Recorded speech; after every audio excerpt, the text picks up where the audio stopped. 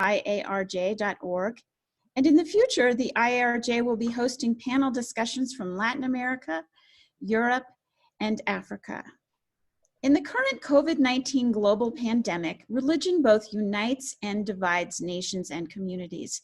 Some faithful are complying with the standard health protocols, and others are defying them. Both sides invoke their faith for their actions. In short, religions have played both positive and negative roles in the current struggle against the virus. My name is Peggy Fletcher Stack, and I cover faith issues for the Salt Lake Tribune in Utah in the US. And I am on the IARJ's board. I am joined today by Douglas Todd of the Vancouver Sun, also on the board, Deepa Barath, staff writer for the Southern California News Group in the US. Obviously, Doug is in Canada, and David Briggs, IARJ's founder and columnist for the Association for Religion Data Archives. Welcome, panelists. Let's dig right in. First off, tell us a little bit about the area the area that you cover. What is it like, and how has it been affected? Maybe we could start with Deepa. Yeah, so I cover Southern California. It's a large region, very densely populated, and obviously we've been really affected by the pandemic. We're nearing nearly 700 cases, 700,000 cases. Sorry, I wish it were 700 cases. 700,000 and nearly 15,000 fatalities. So it's a really serious situation, and it's a diverse community. Some communities have been disproportionately affected, minority communities and communities of color especially. So that's our situation here. What about you, Doug? What's it like in Canada? Yeah, I'm in Metro Vancouver. It's about 2.5 million people. It's 45% foreign born. So I cover religion and migration, and pretty secular. About 40% of people are non-religious, but Catholicism is the biggest, and then Sikhism is actually the second biggest religion after Christianity. There's a couple 100,000 Sikhs and about 100,000 Muslims, and we've actually done, British Columbia has done pretty well, actually. It's only had a couple of thousand deaths. I mean, everybody's totally paranoid and following the rules, almost everybody, but and the religions have been very cooperative, I would say, generally. And David, you've written about the whole country because you do research. Do you have any generalizations about the US? Well, I think I found it somewhat impressive at the very beginning. Nearly all the religious groups tended to follow federal and state mandates that effectively required houses of worship to take an extraordinary step of closing services. And still today, there are congregations that do that, but I think you'll find most congregations or most religious groups throughout the country are trying to find a middle way to invite more people to worship, to reopen religious schools, and at the same time to keep people safe. What's changing in this time, I think, is that the government officials have stepped away from mandating these things, and the denominational officials have stepped away from their own, advocated their own role, and many of the religious houses of worship are left on their own to figure out what to do.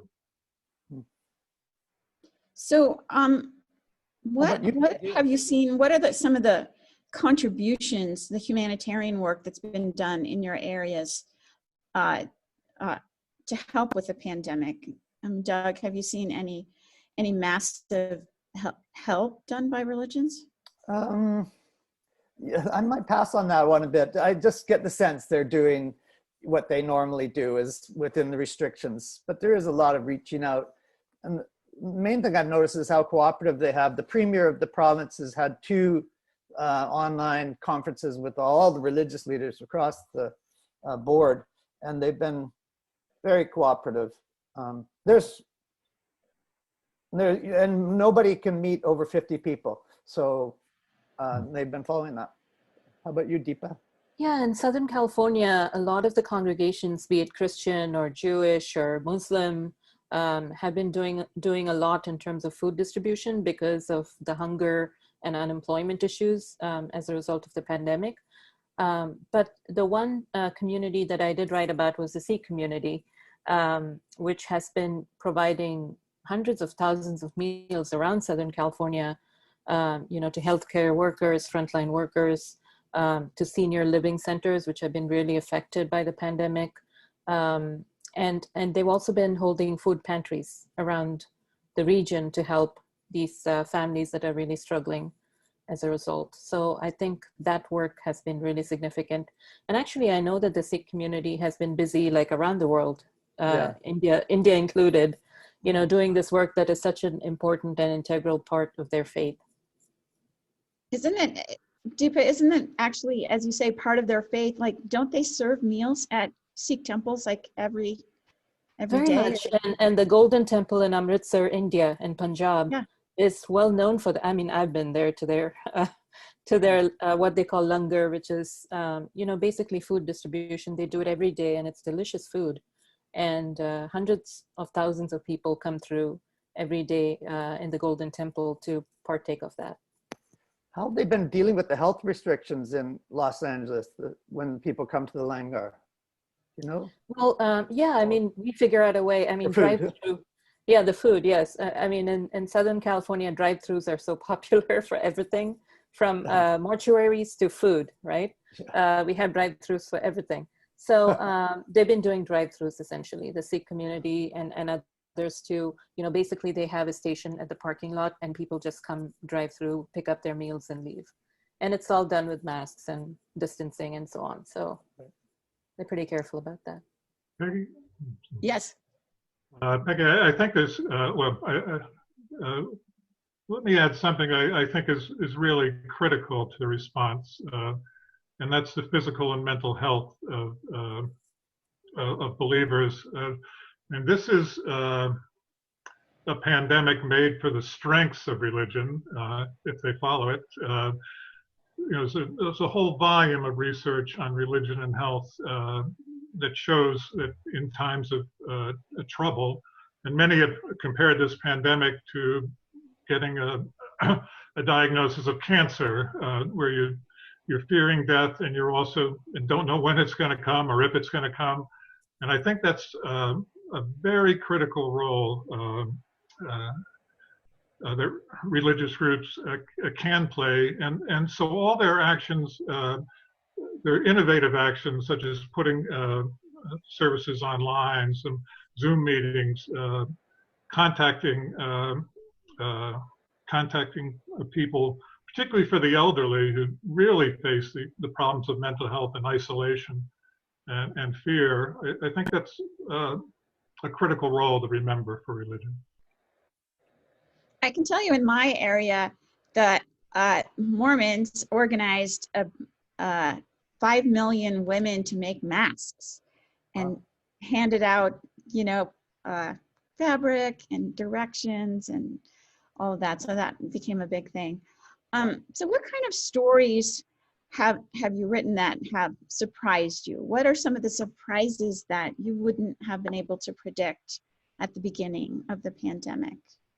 Deepa, do you have some? Yeah, I mean, I was really shocked when I heard, this was right at the beginning of the pandemic, that there would be no more communion in Catholic Church. I mean, that was huge for the Catholic Church, and they drained the baptismal font. And one of the deacons there was talking about how he's really going to miss taking the babies and dunking them in the font, that those kind of, really cherished traditions being cut off like that suddenly and abruptly was, I think, devastating to many communities. And this was right around Easter and Passover and Ramadan, and a lot of people missed that camaraderie that they experienced, that communal feeling that they experienced during these important occasions. What about you, Doug? Any surprises? Well, as I said, a bit surprised how much people have conformed to the rules. Apparently the Catholic Church in town has 100 different rules or more for Yeah. the priests and the parishioners on what they can do to just get even a little glimpse of a mass. I've also been kind of surprised that kind of this discussion, theological discussion, has risen up about the nature of God and the power of God. Is this a message from God, or is this just some form of chance? And you see a lot of religious leaders, even conservative ones, saying, "No, no, God's not doing this. It's, it's something else." And so it's been a real sort of look at the question of, is God omnipotent? Is God almighty, or is God some other, have some other forms of power? Which it's a discussion I encourage, I must say. And actually, one thing that did surprise me, just quickly, I wanted to ask you guys about it in the United States. I've never heard of Laura Ingraham. She's a talk show host or something like that. She said, "Oh, they've banned mass in Toronto, like the city's banned mass." But they were just following rules, their own rules, just at the request of the government.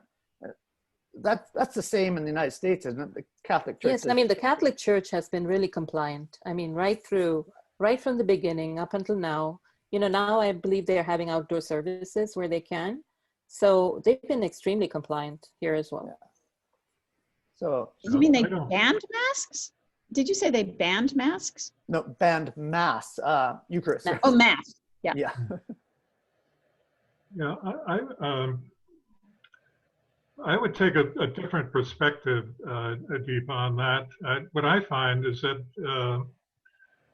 the Catholic, well, and I guess what shouldn't be surprising, but what maybe is surprising is that, we all have human instincts in facing this a pandemic, and I think some people may be surprised that when you look over the international statistics, that in terms of per capita deaths, some people might think the U.S.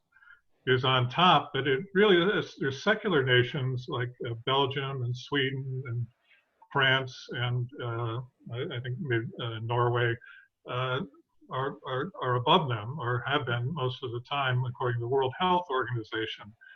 And what I have observed, and I may be wrong, but is that all of these organizations, whether it's the Catholic Church, the Southern Baptist Church, or and I'm particularly close to the Catholic Church, and I just look online as to how various churches do it, and I see that there's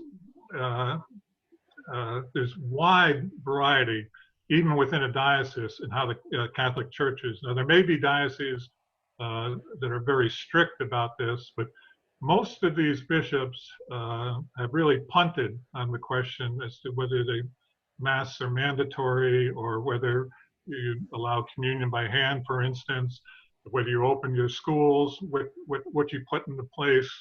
And that's put so that you're getting a lot of different responses, like you are in other congregations.